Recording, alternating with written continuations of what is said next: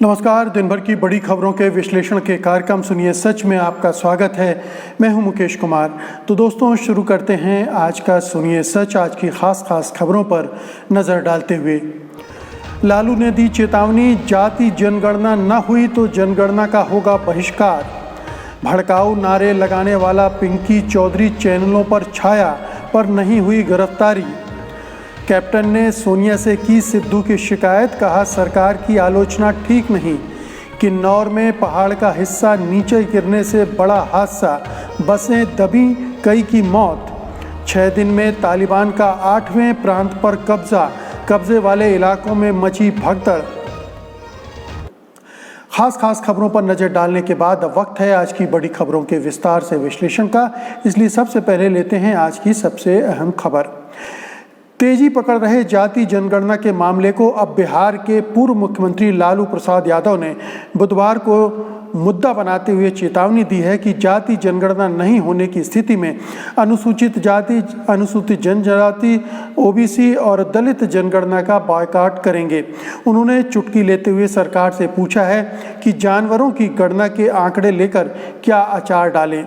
लालू प्रसाद यादव के बेटे, बिहार के पूर्व मुख्यमंत्री और बिहार विधानसभा में विपक्ष के नेता तेजस्वी यादव ने भी ट्वीट करके मोदी सरकार को पिछड़ा और अति पिछड़ा विरोधी करार दिया है। तेजस्वी ने कहा है कि अति पिछड़ा विरोधी मोदी सरकार देश की अति पिछड़ी जातियों की गणना कराने से क्यों डर रही है। क्या इसलिए कि हजारों पिछड़ी जातियों की जनगणना से ये पता चल जाएगा कि कैसे चंद मुट्ठी भर लोग युगों से सत्ता प्रतिष्ठानों एवं देश के संस्थानों पर कुंडली मारे बैठे हुए हैं। तेजस्वी यादव ने इसके पहले मुख्यमंत्री नीतीश कुमार से मुलाकात करके जाति जनगणना की मांग की थी। नीतीश कुमार ने इसका समर्थन करते हुए कहा था कि वह प्रधानमंत्री नरेंद्र मोदी से इस मुद्दे पर मिलेंगे। इस बीच बिहार सरकार की अहम सहयोगी पार्टी हिंदुस्तान अवामी मोर्चा के प्रमुख जीतन राम मांझी ने भी इस पर आवाज़ बुलंद कर दी है।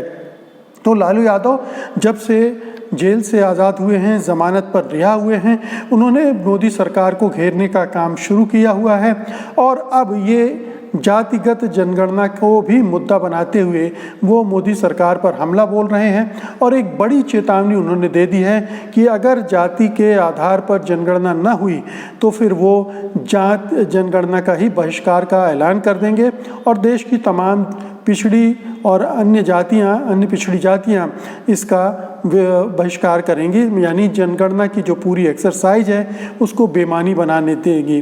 तो ये एक बड़ी चेतावनी है और ऐसा लग रहा है कि सरकार लगातार घिरती जा रही इस मुद्दे पर। तमाम दल इसके पक्ष में संगठित हो चुके हैं, तमाम विपक्षी दल खड़े हो चुके हैं और जो एनडीए है उसके अंदर के भी कई घटक इसमें शामिल हैं। यहाँ तक कि बीजेपी की ही एक महिला सांसद ने संसद में कहा कि जाति के आधार पर जनगणना होनी चाहिए। तो इससे ये भी पता चलता है कि बीजेपी के अंदर भी जाति आधारित जनगणना को लेकर एक तरह का मंथन चल रहा है और ख़ास तौर पर जो पिछड़ी जातियों के सांसद हैं, जो पिछड़ी जातियों के नेता हैं, उन्हें लग रहा है कि अगर ये सरकार ने ये कदम न उठाया तो उनके लिए मुसीबत आ सकती है और उत्तर प्रदेश चुनाव जो कि सिर पर हैं उसमें भी इसका असर देखने को मिल सकता है। अगली खबर का रुख करते हैं। दिल्ली के जंतर मंतर पर भड़काऊ नारे लगाने वालों में से कुछ लोगों को तो गिरफ्तार कर लिया गया है, लेकिन मुख्य अभियुक्त पिंकी चौधरी को पुलिस अभी तक क्यों नहीं पकड़ पाई है, ये सवाल मुद्दा बना हुआ है। खुद को हिंदू रक्षा दल का अध्यक्ष बताने वाला पिंकी चौधरी वही शख्स है जो इस घटना के बाद से ही लगातार टीवी चैनलों पर आकर इन भड़काऊ बयान देने वालों का समर्थन भी कर रहा है। वह गाजियाबाद का रहने वाला है और दिल्ली पुलिस का कहना है कि वो उसकी तलाश में छापेमारी कर रही है, लेकिन पुलिस के इस बयान पर बहुत भरोसा नहीं किया जा सकता क्योंकि पिंकी चौधरी दिन भर टीवी चैनलों पर आ रहा है। वो किसी एयर कंडीशन रूम में बैठा दिख रहा है। पिंकी चौधरी के बेखौफ होकर बोलने के अंदाज से ये ज़रूर पता चलता है कि उसे किसी का संरक्षण ज़रूर है, वरना इतने बड़े मामले के बाद वो पुलिस से बचने के लिए कहीं मारा फिर रहा होता, ना कि इन नफरती नारे लगाने वालों का समर्थन कर रहा होता। वो इंटरनेट का इस्तेमाल इस्तेमाल कर रहा है तो पुलिस आसानी से उसके नंबर को सर्विलांस में डालकर उसे दबोच सकती थी, लेकिन 3 दिन बाद भी वो पकड़ से बाहर है। तो दिल्ली पुलिस पहले से ही कटघरे में खड़ी है। किस तरह से वो इस तरह के मामलों को डील करती है, ख़ास तौर पर जब कोई संगठन कोई सभा करता है, कोई प्रदर्शन करता है और उसमें मुस्लिम विरोधी नारेबाजी करता है, मुसलमानों को टारगेट पर रखता है, तो उन मामलों में दिल्ली पुलिस अक्सर नरम रुख अख्तियार करती हुई दिखती है। ऐसे जब जंतर मंतर पर ये जो कार्यक्रम हुआ था उसके बाद कायदे से पुलिस को ज़बरदस्त तरीके से अभियान चलाकर तमाम लोगों की गिरफ्तारी करनी चाहिए थी, लेकिन 3 दिन तक उसका ढीला रवैया स्पष्ट रूप से देखा जा सकता। और पिंकी चौधरी के मामले में ये और भी साफ साफ दिख रहा है कि दिल्ली पुलिस कोशिश कर रही है कि किसी तरह से इन अभियुक्तों को, आरोपियों को बचाया जाए, क्योंकि ये एक ख़ास तरह की विचारधारा के समर्थक हैं और ख़ास तरह के अभियान को चलाकर एक देश भर में हिंदू और मुसलमानों के बीच नफरत पैदा करके एक ध्रुवीकरण का माहौल बनाते हैं, जिससे एक पार्टी विशेष को फ़ायदा होता है। और जाहिर है कि दिल्ली पुलिस चूँकि केंद्रीय गृह मंत्रालय के अधीन आती है, केंद्रीय गृह मंत्री के अधीन आती है, तो ये निर्देश उसे वहीं से मिल रहे होंगे। दिल्ली दंगों से लेकर जंतर मंतर की इस घटना तक एक पूरा ट्रेंड आप देख सकते हैं कि किस तरह से दिल्ली पुलिस का रवैया इन मामलों में रहा है। अगली खबर लेते हैं। पंजाब के मुख्यमंत्री कैप्टन अमरिंदर सिंह ने कांग्रेस की कार्यकारी अध्यक्ष सोनिया गांधी से मंगलवार को मुलाकात करके सिद्धू की शिकायत की है। उन्होंने कहा है कि अपनी ही पार्टी की ओर से राज्य सरकार की खुलेआम आलोचना अच्छी बात नहीं है और इससे सरकार चलाने में दिक्कत पेश आती है। मुख्यमंत्री की सोनिया गांधी से ये मुलाकात ऐसे समय हुई है जब कुछ दिनों में ही पंजाब सरकार में बदलाव की संभावना है। बता दें, नवजोत सिद्धू ने मंगलवार को ही एक ट्वीट करके अपनी ही पार्टी की सरकार की आलोचना कर दी थी।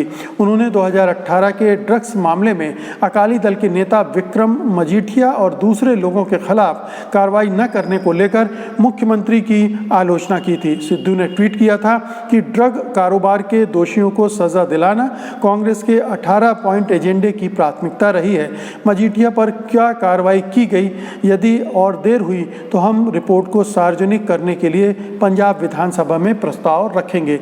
तो एक तरफ नवजोत सिंह सिद्धू जो प्रदेश कांग्रेस के अध्यक्ष बन चुके हैं, वो लगातार अपनी ही सरकार पर हमले कर रहे हैं और ये अनोखी बात है कि कोई पार्टी का पदाधिकारी अपनी सरकार पर हमला करे और हाई कमान चुपचाप देखता रहे। तो ऐसा लगता है कि हाई कमान के इशारे पर ये हमला हो रहा है, लेकिन अपनी ही सरकार पर हमला हो रहा है। तो सरकार के मुखिया अमरिंदर सिंह मामले को सोनिया गांधी की अदालत में ले गए हैं और उससे पता चलता है कि इन दोनों नेताओं के बीच जो खटास पहले थी वो अभी भी जारी है। उम्मीद ये की जा रही थी कि सिद्धू को ये पद मिल जाएगा तो वो चुप हो जाएंगे, लेकिन नहीं, वो कैप्टन अमरिंदर सिंह और उनकी सरकार पर निशाना साधे हुए हैं। एक दबाव भी बना रहे हैं क्योंकि सरकार में बदलाव की संभावना है, मंत्रिमंडल में फेरबदल हो सकता है, शायद इसलिए सिद्धू बदलाव को पर अपने हिसाब से बदलाव के लिए दबाव डाल रहे हैं। दूसरी बात यह है कि एक अपनी सरकार का विरोध करते हुए वो अपनी एक दूसरी छवि भी गढ़ने की कोशिश कर रहे हैं, अपने को पंजाब की सरकार की असफलताओं से अलग कर रहे हैं और चुनाव में इस तरह से दिखा रहे हैं जैसे वही असली विपक्ष भी हैं कैप्टन अमरिंदर सिंह के। तो ये एक स्ट्रेटजी का हिस्सा भी हो सकता है कि विपक्ष भी हमारा और सरकार भी हमारी, और चूंकि चुनाव है तो एंटी इनकम्बेंसी को ख़त्म करने के लिए सिद्धू का इस्तेमाल अगर हाईकमान इस तरह से कर रहा हो तो आश्चर्य नहीं है। लेकिन जाहिर है कि मुख्यमंत्री अमरिंदर सिंह को इससे बेचैनी हो रही है, सहूलियत नहीं हो रही है। अगली खबर लेते हैं। हिमाचल प्रदेश के किन्नौर में किन्नौर से हरिद्वार जा रही बस पहाड़ के मलबे में दब गई है, जिससे कई लोगों की मौत होने की आशंका है। बस के अलावा 2 कारें भी इस मलबे में दब गई हैं। इस हादसे का जो वीडियो सामने आया है उसमें दिख रहा है कि पहाड़ का बड़ा हिस्सा अचानक भरभरा कर नीचे गिर गया और सड़क पर जा रही बस और 2 कारें इसकी चपेट में आ गई। बचाव व राहत दल ने मौके पर पहुंचकर बचाव का काम शुरू कर दिया है। माना जा रहा है कि इस हादसे में बड़े स्तर पर जनहानि हो सकती है। इस साल का मानसून पहाड़ी इलाकों के लिए बेहद खराब रहा है। पहाड़ों के टूटने की कई खबरें उत्तराखंड, हिमाचल से आई हैं और विशेषज्ञों के मुताबिक ये लगातार पहाड़ों और पर्यावरण से की जा रही छेड़छाड़ का नतीजा है।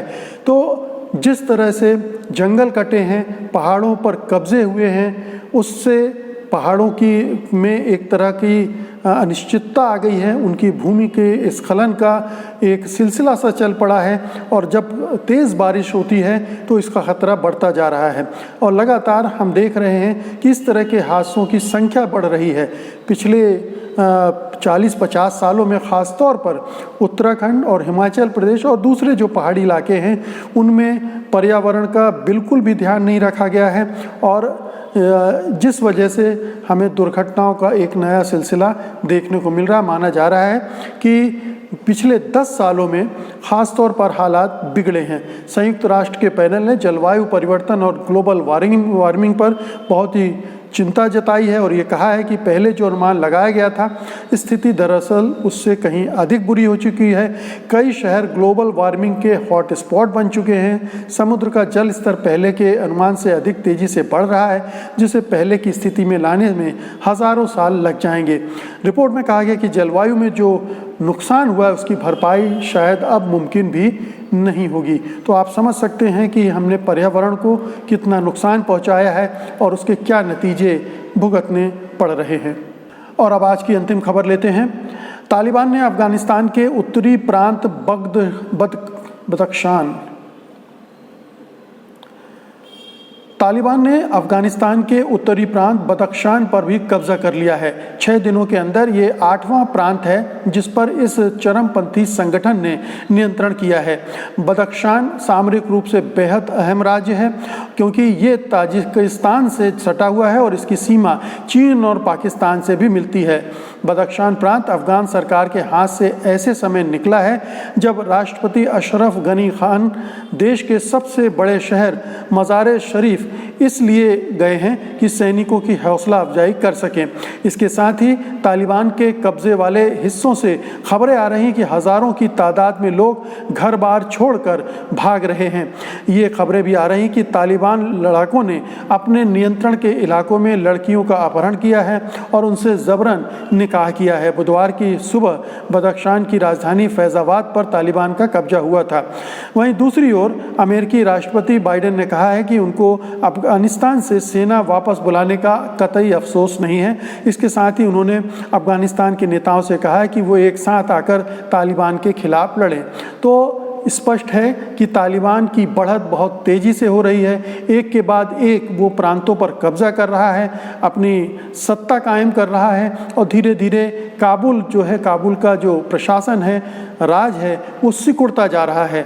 बेशक अशरफ गनी खान कोशिश कर रहे हैं लेकिन उनकी सेना बहुत कमज़ोर साबित हो रही है। सेना में भगदड़ भी मच रही है। सेना उस तरह से मुकाबला नहीं कर पा रही है और ये साबित करता है कि इतने सालों तक अमेरिकी सेना वहाँ रही है लेकिन उसने अफगानिस्तान की सेना को कोई मजबूती प्रदान नहीं की है और उसके मुकाबले ये तालिबान ज़्यादा मजबूत और ज़्यादा बेहतर लड़ाके साबित हो रहे हैं। लेकिन तालिबान की ये बढ़त, ये मजबूती तालिबान अफगानिस्तान के लिए कोई अच्छी खबर नहीं है, अफगानों के लिए अच्छी खबर नहीं है क्योंकि जिस तरह से अत्याचारों का सिलसिला उन्होंने शुरू किया है वो सबको पता है। अपने पिछले कार्यकाल में भी वो यही करते रहे हैं। इसका असर भारत, पाकिस्तान और दूसरे पड़ोसी मुल्कों पर भी पड़ेगा और तमाम तरह की वार्ताएं और युद्ध विराम की कोशिशें भी नाकाम साबित हो रही हैं। तो अमेरिका की एक बड़ी नाकामी यहाँ देखी जा सकती है।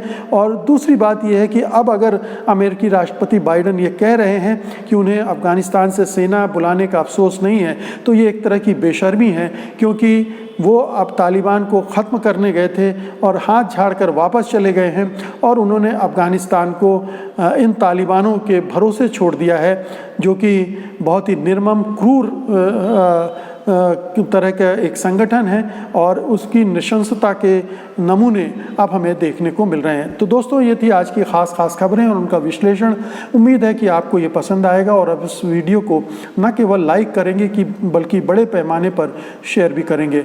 अब मुझे अनुमति दीजिए, कल मैं फिर हाजिर हूँगा कल की ख़ास खबरों के साथ उनके विश्लेषण के लिए। तब तक के लिए नमस्कार, जय हिंद। सत्य हिंदी का ऐप डाउनलोड करें गूगल प्ले स्टोर पर।